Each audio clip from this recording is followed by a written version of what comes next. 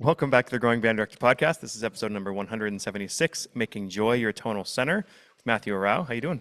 That's great. It's great to be here, Kyle. Hopefully people checked out last week's episode number 175. What was that called again? Edge of Your Seat Rehearsals. Yeah, it's right here. I got it. So if you haven't listened to it, go back and check it out. Lots of stuff there. We're also going to be putting on the show notes the link to a lot of stuff that we're going to talk about today. So if people are more visual people, they can see that. So what's the premise of this Making Joy Your Tonal Center as this teacher?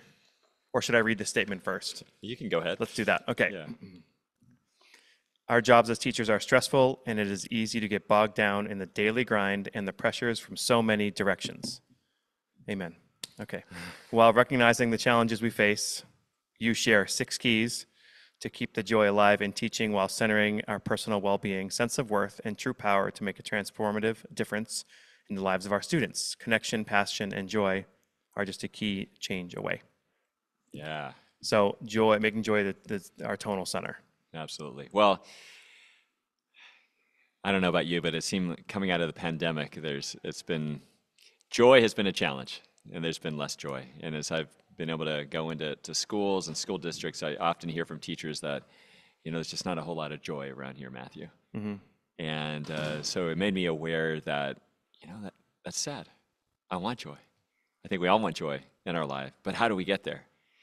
And I've been teaching student leadership sessions, upbeat leadership. And at the end of a workshop, might be a 3-hour workshop with students, I'll share with students, I'll say, you know what? We just talked about and experienced all these ideas about leadership, but there's really just 6 things you need to know. And it's what every single human being needs. You need it, I need it, we all need it. And it's the following. So we're going to go through all 6 of those things and talk about each one. Yeah. There might be a little traffic noise as people go by, but this is what you do at Allstate, right? Yeah, absolutely. Yeah, it's good. Okay, so what's the first one? Yeah, so the idea here is I just didn't want you to give away the whole thing. Yeah, that's great. Right I won't give it away. You're a skilled podcaster. So what's going to happen is I'm going to share the first thing that I believe we all need, and then I'm going to provide the key. Okay. So that's the whole point of this. We're going to provide the keys to unlock this to create joy. And so the first thing that everybody needs is everybody wants to feel that they're valued. Mm-hmm. You want to feel it, I want to feel it, and our students want to feel it. But how do we get there? So for me, the first key is gratitude. And this whole idea that when we share that we're grateful for others, it lets them know intentionally that we value them. What I discovered is that sometimes teachers assume that our students know we value them, mm-hmm. but that's not the case. We actually need to be direct and let them know that we can't assume that students know certain things. There might be a feeling, but until we literally let them know, I value you. One of the things I try to do sometimes is tell kids, when people talk about the Westbrook Band or whatever your school is, this band, it's not like this fictional thing. Like the band is like the people who are sitting here right now. You are it. And without you, we are not the Westbrook Band. Absolutely. Yeah. So letting them know that they matter. And ways you can do that is, of course, value student opinions. When a student talks to us, listen authentically, maybe put everything down, don't be at our computer, whatever, turn to them, face them, give them eye contact. You have here using student names, obviously, learning their name.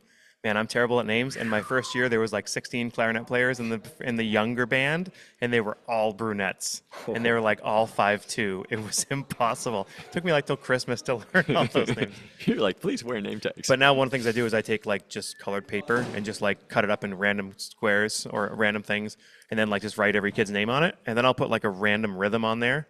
And then the first day of school, I'll be oh, how do you count this rhythm or whatever? So they have to kind of figure out whatever you write there. So for the kids who are less experienced, you write super easy stuff, and then the harder kids. And then once they take it, then they kind of put it up on something. So there's a board where they all see their name that's colorful. Nice. And you had to connect with them to get it up there. So that's great. So that really helped you. And you say connection, and you're learning their names. So yeah, share their names, or use their names when you're talking to them. I think That's really, really important. I love to say like involve students in the creative and learning process. So in our classes, give our students voice and ask what they think. And so it's not just all about us. And there's a lot here that if people like check out the link that we're going to post, they'll be able to see all of it. But I do want to highlight on each one of these what the teacher can do, because this is like a teacher podcast, right? So Yeah. the warm fuzzy file, which is where I assume this is where you keep the notes of the things that people have sent you that make you feel really good. Yep. And then open that up and be like, people do like me. Yeah, on a bad day, just turn to that. Yep. Yeah. The high five habit. Oh my gosh, the high five habit is a game changer. This actually I took from Mel Robbins, an influencer and speaker and author. One day she woke up just feeling really down, and she looked at herself in the mirror, her hair tousled and everything, and she realized, she's like, you know what, I give high fives to lots of other people, and it makes them feel good. It makes me feel good to give high fives to other people, but who's the one person I never give a high five to? She thought, myself, I never give myself a high five. What would that be like? So she looked at herself in the mirror, and she held her hand up, and she like went up to the mirror, like looked in the mirror, was like, gave herself a high five, like, and said to herself, like, you can do it, Mel. And she posted on Instagram what she had done, and she called it the high five challenge, and she challenged other people to high five themselves and then write about the experience, and it went viral. And what happened where people came back in tears, like, I've never given myself a high five. I've never thought I was worthy of a high five. But when you make it a habit that you start every morning to celebrate yourself and say, like, hey, I'm cheering myself on, boy, does that change your mindset. We're also so much harder on ourselves. I tell my students that all the time, right? You would never, what you're thinking about yourself right now, you'd never say that to your friend, but you say that about yourself all the time. Yeah. So Absolutely. I like that. The second key is you matter. Yeah. Is that how we say it? That's the second key. Yeah. Well, actually, the second thing that everybody needs, that everybody wants, is we all want to feel that we matter. And the key to unlock that for others is contribution. Yeah. So this whole idea. It's pretty easy to do in a band class. Yeah, right. Absolutely. You're right. Yeah. And there's ways we can be really intentional about that. But yeah, to focus on the contribution that each student makes, and that we do this together. Ways you can do that is like greet your students when they enter the room by name, check in on students when they're absent, when they come back, ask them how they're doing. One strategy I love to do is bring students to the front of the room to listen and share their own feedback with the ensemble and class. And that's another way to give students opportunities to contribute. One of the things I like to do is the greeting in the room, like the physical high five or something to every kid. And then after COVID, it turned into the fist bump, right? I think we all do the fist bump now. Yeah. But sometimes when you do like 80 of those in a row, and some of them are teenage boys, like your knuckles. Oh my gosh. So it's turned into like, if you do a fist forward and then you like face the knuckles up, it's like the turkey thing, like the back. Now we've started doing that because it starts hurting. But yeah, like the connection with every kid every day. That may be like one of the most valuable strategies you might just like have saved people's like knuckles by sharing that. That's amazing. And then sometimes we'll do jazz band concerts for like every elementary school kid in the entire town. So I get like high fives from like 1,200 kids in a day. Your hands are like, red. And full of germs. Right. Yeah. So So thanks for the teacher. yeah, absolutely. Well, just a reminder that you're not just a teacher. You're not just a music teacher. Yeah, your whole self matters. And this is where I think it's so important to focus on taking care of your physical, your mental, emotional, and spiritual well-being, realizing that you're a whole person. So some quick things that you can do without really adding time to your day is, one, drink lots of water from the second you wake up. It's crazy. I actually drink 24 ounces of water right when I wake up, right? And because we wake up dehydrated, and water just gives us an incredible boost. It's more powerful than like cups of coffee, hydrating ourselves. So that's something you can do. Just make sure you're drinking lots of water. Use mindful breathing to kind of lower your heart rate and your stress, even like in between classes to recalibrate, recenter. Just remembering like laughter is so key to our well-being, and smiles and that kind of thing. So. And even learning more about sleep helps a lot too. Like just go on podcasts and look for, I think Scott Walker is one of the lead people in the world, but look for information on sleep, because the better you sleep, the better you're going to feel. Yeah, I prioritize sleep so much. Go to bed. If it's good enough for Tom Brady, it's good enough for me. So go to bed early. Yes. Yeah. And stay away from screens. It's Brandon Burchard has an idea. It calls it 3-2-1. So 3 hours before bed, no food. 2 hours before bed, stop working. 1 hour before bed, no screens. If you can do that, awesome. I've even heard some people say to do that box breath while you're laying in bed. Yep. And that helps you get into a really deep breath. Yeah, in for 4, hold for really 4, out for 4, in for 4. Yeah, or hold for 4. Yeah, it works for the Navy SEALs. it works for us. Yeah. Great. The third thing people need to know is that they make a difference. Yeah. So the key to unlock that is purpose, and to be centered on your purpose, to know your purpose, and to realize that you're part of something bigger than yourself. I think that's enormous for a lot of people right now, especially the younger people. Like to know that it's not just about them. Like they're here, and it's about them, but they're part of something that's bigger. Yes, yeah, we are, our students are, and I think one of the keys is involving our students in the conversation and the process of like, why are we here? What's our vision? What's our goals? What's our mission together? It's not teacher down. It's grassroots effort together, like coming up with our why as an ensemble. What are our goals? And you can do that on the daily. So sometimes as a teacher, we'll put on the board like what the goal of the rehearsal is, but you can involve the students in what I call setting an intention for a class or a rehearsal together as a group. And that can be really powerful. On each one of these, we're not really talking about them very much, but they have the statements of you say people like having a starting place to like things to say. Yeah. And one that hits here is like, this ensemble would not be the same without you. Oof. As you can say that for a kid who's terrible too. Like, we'd be much better if you weren't here, right? But you don't say that, right? This ensemble would not be the same without you, which I've used, and that's a great thing to say because like it's so true, but it makes them feel really important. Because every student does make a difference. Yeah. Absolutely. For the things the teacher can do, reflect on the progress made by your students to remind yourself and affirm what you do makes a difference. Yes. Stay connected to your purpose by setting your intentions before every class. And the energy, wonder, and joy that you project resonates with and is reflected by your students. Whew, isn't that true? 100%. Yeah. So when you know your why, when you wake up in the morning, even though all the stress and anxiety and the overwhelm we're feeling, if we can remind ourselves of the why we got into music education, why we want to be a teacher, and why it matters what you do, because you do make a difference as an educator. Because you get to go in and teach music. Absolutely. Right? So let's talk about The Power of Get, which is from your book. Yeah. The Power of Get. Yeah. So I think it's just a total mindset shift. Sometimes I think we think about all the stuff we do every day as a bunch of have-tos. I have to do this, I have to do that, and this we get so burdened, we get overwhelmed. It's just like a checkbox of all these things. We feel like we can never get caught up on all the things we have to do. But if we can step back for a moment and look at our life as a series of gets, I get to wake up in the morning, and starting with that, I get to have this breath. I get to drink this clean glass of like this water out of the tap that's clean and purified, and I get to eat food that I can get from the grocery store, and then I get to go to school, and I get to make music with students that are excited about making music and who have unlimited potential. I mean, when you change your frame of reference, it really changes your approach, and then you can share these ideas with your students. And by the way, Power of Get stands for gratitude, enthusiasm, treasure. I never remember the treasure. I'm like, what's T again? Is it timing? Yeah, Is it tone? It's No. great that you bring that up, because actually treasure was the one that I thought about the most. Like gratitude came to me immediately, no surprise, right? Enthusiasm came really quickly, like enthusiasm. And T, I was thinking about some of those things, like is it time? And then I was like, no, it's treasure, because to treasure the people in our lives, but the most important thing was to remember that each one of us is a treasure, that you're a treasure. And I think sometimes as teachers we forget that we are a treasure.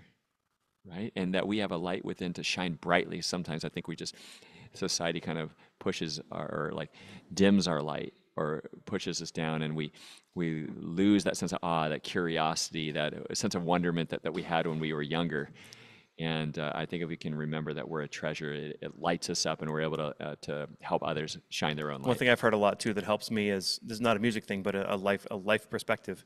If you go forward 20 years, like you would give anything looking back 20 years to be in this exact moment with these exact people. People say it a lot about parenting, right? Yeah. In 20 years, you would kill to be back in your age and health right now with your kids at that age doing what you're doing right now. So really enjoy what you're doing, because it's really better than you think. Since you bring up parenting, I had a music teacher who's a parent in Chicago. I was leading a professional development, And they had done a book study over the summer where each teacher like shared about a different chapters, 12 chapters up. And she said, the power of get changed me as a parent. And I said, wow, that's amazing. How did it do that? She said, well, I used to think of all the stuff I did as a parent as a series of like, I have to do this, check off. And I would think of like, even like reading a bedtime story to my daughter, and I have 3 daughters, but like reading a bedtime story was like, I just have to get through this to get her to bed. I'm totally that way, You can probably relate. Yeah. But she read The Power of Get. She self-reflected. She said, no, I get to read a bedtime story to my daughter because in a few years she's gonna be too old. She's not gonna want me to anymore. So I'm gonna like treasure these opportunities. So now every day I get to read a bedtime story. And she thanked me for that shift because it's changed her as a parent, and that mindset has led her to be like more fulfilled at home, and that's spilled over into how she feels about teaching. Again, if people like that, you should check out the book. It's called Upbeat. Mindset, right. Mindfulness, and leadership. Yep. Okay, the fourth thing that everybody needs. Yeah, so I think that everybody, we don't talk about this a whole lot in music education, but I think that everybody wants to feel loved. And the key to unlock that is care, or to be caring. And I think, we as music teachers, we may be that one place where there's that trust that's created. And so I think it's important to have what we call like unconditional love, which is like, I'm gonna love you for who you are, all your faults, and maybe you don't bring your instrument home or whatever, but I'm gonna love you, and it's unconditional. So like, I know some people feel like when they're in my band, I love them.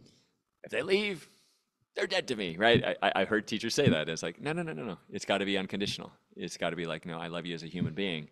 And but also, there's got to be tough love sometimes. And I mention tough love because sometimes we are that one adult in a student's life who can have those authentic, real conversations about like, hey, that's not cool. That's not appropriate. And we need to have those conversations. Yeah, see, this one is a struggle for me because like you want to do that, but to me as the conductor, I'm like, I don't want to hear what you all sound like right now. I want to hear what we should sound like. So like, I've always viewed the kids in the ensemble as a mold, and we're trying to build that, right? Uh-huh. So then to like stop and go, oh, you're great the way you are, like that's a whole other, right? And one is musical and one is as a person. So like it's a whole different mindset, but it's a hard one because you're like, no, my job is to help you improve. Yep.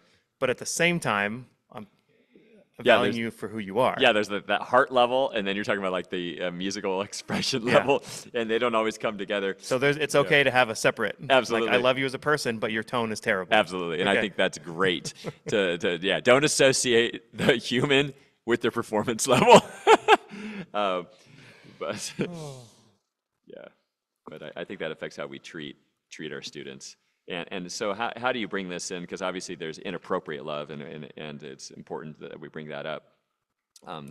This is not inappropriate love. This is like, and you can use phrases like, I love how you, I love when you, I hear you, I see you. Those are phrases that reflect caring for the students. And I bring also this idea of love up because I think it's important that we also have self-love for ourselves as teachers. And I think we can be really hard on ourselves, as you've mentioned before, but to treat ourselves like we're a loved one. Well, because we count every minute of every rehearsal, and we know if you can put together a good rehearsal, you're using every second well. Mm-hmm. Well, extrapolate that out to your day as a band director. Yeah. You're using every minute to improve your students and your program in some way. Mm-hmm. So then you make every day that way. So every week has to be full of that, and every month and every year. And if you want to be a really good band director, you're never happy. Because you're like, yeah, I know I have 20 minutes, but, I still have to do this. Yep. So that's the struggle we all have. Yep. Yeah.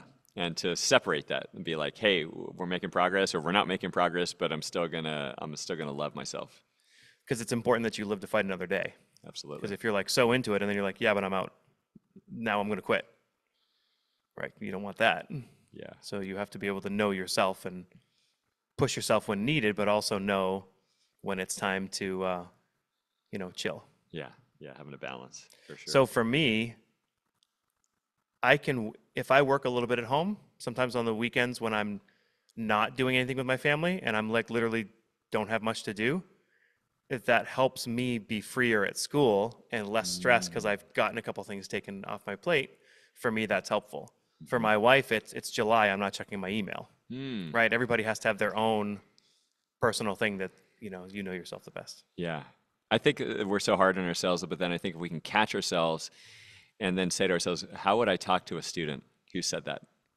Like, would I, and you've shared this with me, like if a student says something mean about themselves, you'd say like, how would you talk to, like, would you talk to a good friend that way, And I think catching ourselves and rephrasing what we say, we can actually create a new habit of self-talk. And I think that's really, really important. Yeah. All right. The fifth thing that people need to know is that they are connected. Again, this is why band is amazing. Woo! Let's go. Yes. So good. And the key to unlock you are connected is through communication, which of course we're doing all the time. And it's not just what we say, but it's how we say it. And of course there's nonverbal communication that creates all of that. Don't they say, like, what percentage of it, that information people take in of yours is not verbal? Well, it's amazing because like 7%, and now this study was done back in like 1968, I think. And it was a specific study about feelings and how people felt when somebody would see a word or say a word. And what they came back to is like, it was like 7% is what we say, 38% is like our tone of voice, and like 55% is nonverbal, like the physical. So the nonverbal communication trumps everything. Like if I'm crossing my arms and slouching over and I'm like, I love you, Kyle. You're not gonna believe me, right? Because it's not. It's like, no, your body language trumps your words, and so I think that's really important that we're always aware of how we're holding ourselves and how we're communicating. So things a teacher can do: choose music, theater, and dance that connects to the heart. Woo! Yeah, absolutely. So the things that you love. Choose music that you're connected to. I think so often, sometimes we like do a piece because we're told we should or whatever, but if we don't really connect to it, it's gonna be so hard for our students to connect to it, I think. You can also connect to it if it's easier, like under program sometimes, and access the emotional part of the music with the students. Don't be like, you know what, we could play this at a concert tomorrow. We're still going to work on it for 6 weeks. Yes. Yeah. Right? Because that's like a load off your shoulders. Like, I don't have to chase all the notes and rhythms on every piece. Yep. We're just gonna be expressive. Because that's a big thing, you hear it. I'm sure you hear it all around the world. Like, oh yeah, play easier music and the band will sound better. Yep. But we always think if we play a certain grade level, then our band's that level. Right. Somebody I was talking to was like, well, so they may have played that Pat Metheny tune, but it's in their folder, but they didn't really play it. They didn't really play it. Yeah. Right. So is the music in your folder? Yeah. Yeah. So yeah, connect in every way you can, whether it's through conducting, the way you rehearse, connect with students' interests outside of music class. Change the rehearsal and classroom setup to change the energy. Yeah, rehearse in a circle. Take your band and number them off like 1 through 8 and make like 5 octets and have them rehearse in mini circles all together at the same time on their own, and then have each octet like play for the ensemble and share what they've created and see how musical they can be in a small group. I so wish I had a flat band room. I hate those tiers. I had the tiers also at Loveland High, and now of course we have flat at Lawrence University. So grateful for that. Okay, the final one is you belong. Wow, so important, right? And I think we're all trying to create this in our music rooms, but I think in life, as human beings, we want to feel that we belong, and the key for me is community. So to work intentionally to create a sense, a spirit of community, and there's so many ways we can do that. One of them I share is to be who you are fully, and give permission to others to be fully themselves. Try not to put yourselves in a box or wear armor to school, but like be yourself, and that gives permission for your students to be who they are, which is really important. I learned this from Brene Brown. She said there's a difference between fitting in and belonging. She said to fit in, you have to change who you are to fit in, but to belong, you get to be who you are fully, and you're embraced without having to change to fit in. And that really hit me. I was like, whoa, that's powerful. How often do we change to fit in? I think I certainly did growing up, but I love that idea, just to embrace who we are. And the power of just saying, I'm going to have a good day today. Boom. So one thing I started doing, so on our website for our band, first of all, people don't know this, you can name it anything you want, like on name.com or wherever you buy it for like $15 a year. So like ours is Westbrook.band. Okay. It's not like Westbrook.band at Google.me. Whatever. It's Nice. just like simple, right? Simple. So on the top of it, every time there's a new season, we'll have a new banner on the top. So it looks a little different, right? Oh, cool. So like when there's nothing to put there, I have this phrase that I use with them. It says, any day we get to make music is a good day. Whew, love it. And I say that mostly for myself. So I'm like, I'm making music. Like, let's just forget all the other stuff and just make music. And that's definitely a get right there. Yeah. We get to make music. Yeah. Any day we get to make music's a good day. Woo. Yes. All right. I have some rapid fire questions for you as we end.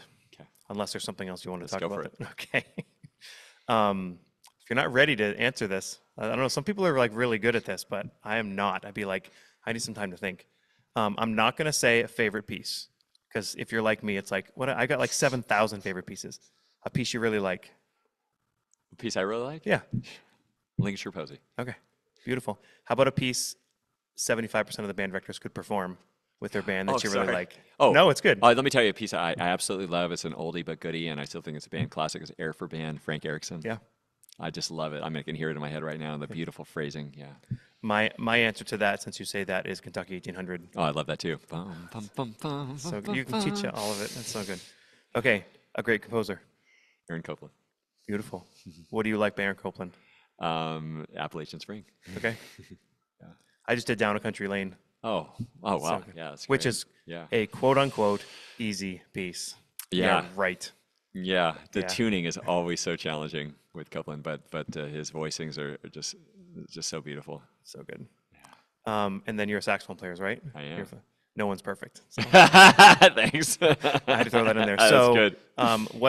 What's a tip that most band directors don't know about saxophone? That like something easy you can teach your saxophone players that helps. Okay, cool. So a lot of times a reed is imbalanced, and you can check for balancing a reed. And what you can do is turn the mouthpiece on an angle to the right, like at 45 degrees, and then play on the mouthpiece just on that one side, and do a descending chromatic scale from middle C down to low B flat. And if you struggle, like if it's really stuffy and hard on that side, that means that side of the reed is really hard. And then you check the other side, and if it's easy to play on that side, that means that side is soft.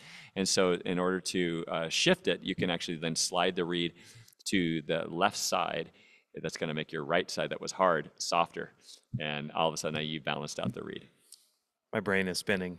Yeah, I probably should have had a visual for that one. Well, I'm just imagining middle school players trying to play a low B flat. That's true. Maybe go down to what they can play. Maybe a low D. Okay. I love it. Yeah.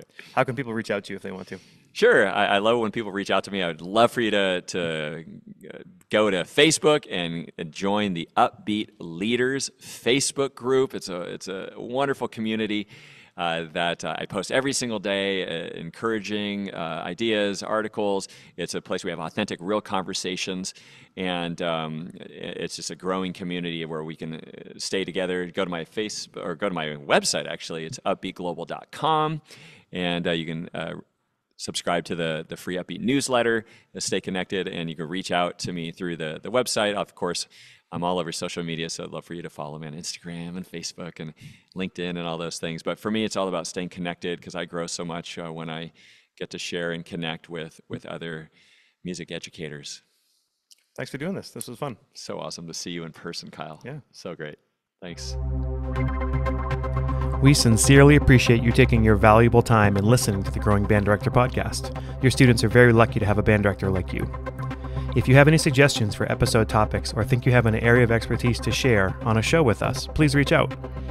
If you enjoyed this episode, don't forget to subscribe. And if you want to help spread the word, please give us a 5-star review and tell your band director friends to subscribe as well. We're available on Apple Podcasts, Spotify, our YouTube channel, and wherever you listen to podcasts. Thanks for listening to The Growing Band Director. See you next week.